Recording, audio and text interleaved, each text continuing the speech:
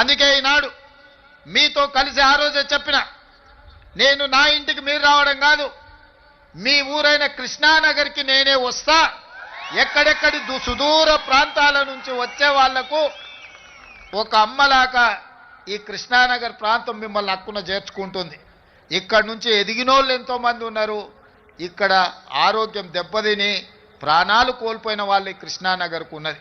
ప్రతి ఒక్కరికి ఒక కన్నీటి చరిత్ర ఉన్నది. అందుకే ఈ కష్టాలను వీలైనంత మేరకు 100% తీరుస్తానని నేను చెప్పను. ఎందుకంటే నేనేం దేవుడిని కాదు, మానవుడినే. తప్పకుండా ప్రభుత్వం చేయగలిగిన పనులు తప్పకుండా చేసే బాధ్యత నేను తీసుకుంటా. అదేవిధంగా వేదిక మీద ఉన్న మిత్రులకు, మీ సంఘ నాయకులకు సూచన చేస్తున్నా, కార్మికుల కోసం ఒక వెల్ఫేర్ ఫండ్, ఒక వెల్ఫేర్ కోసం ఒక వ్యవస్థను ఏర్పాటు చేసుకోండి.